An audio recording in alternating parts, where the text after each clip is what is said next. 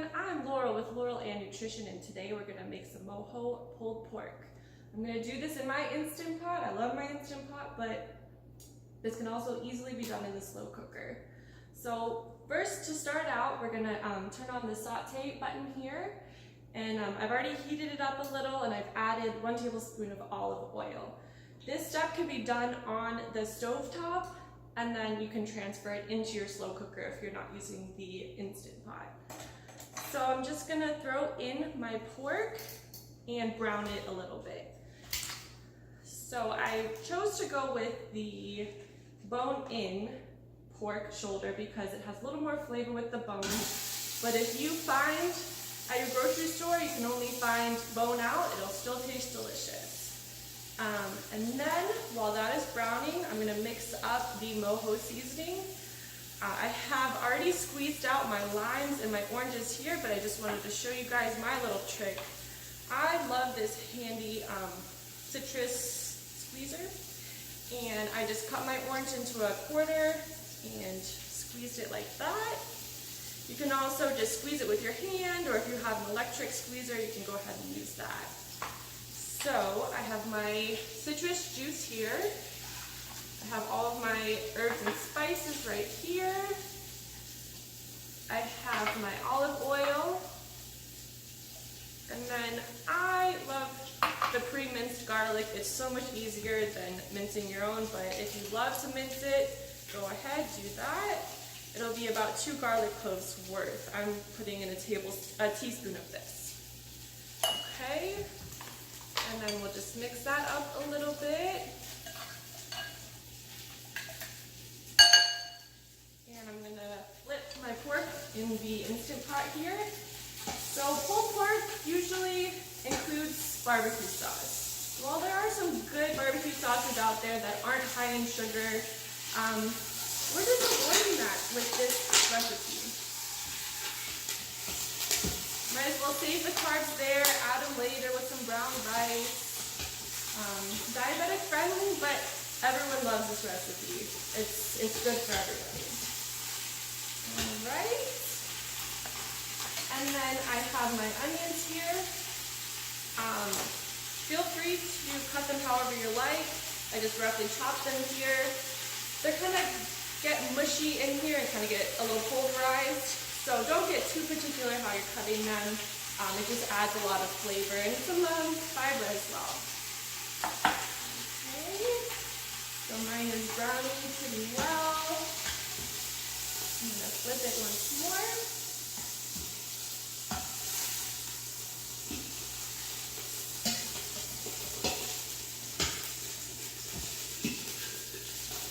Okay, we'll put this away.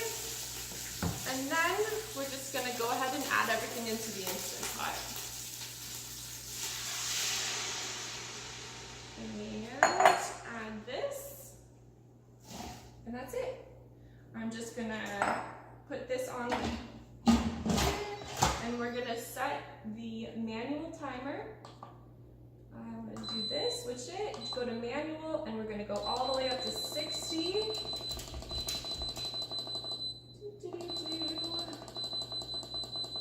Getting there. And that's it for the first step. Thank you. Okay, so after the 60-minute cook time, I just let the pressure cooker naturally release pressure for about, well, we have 20 minutes here. I would say at least 15 minutes. After that, you can go ahead, I always use a little spoon just to keep it safe, switch it from the sealed to the pressure release, and there'll still be a little pressure that can release there. So we're just gonna let that release a little bit.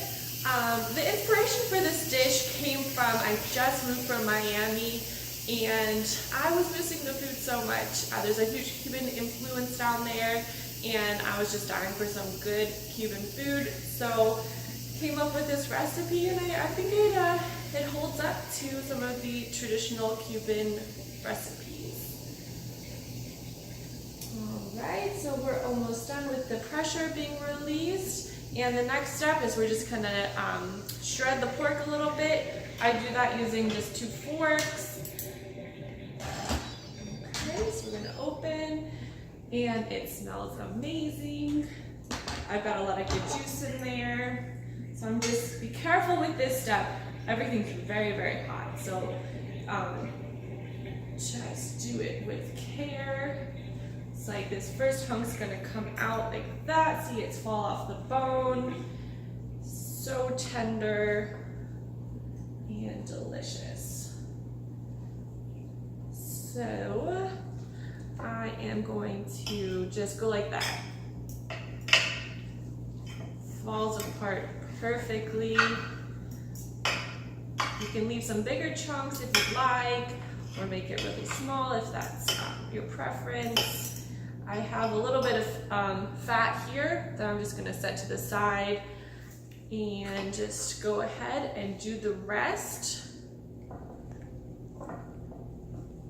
And once you're done with this, you can serve it as is. You can put a little juice from the Instant Pot back onto the pork, or if you want more flavor, I would suggest putting the pork back into the Instant Pot after it's all shredded and letting it marinate in the juices a little longer. You can do this by just letting it sit in the juices on warm, or you can turn the Instant Pot back on for about 3 minutes, and it really adds some extra flavor. But if you're in a rush, you can totally skip this step.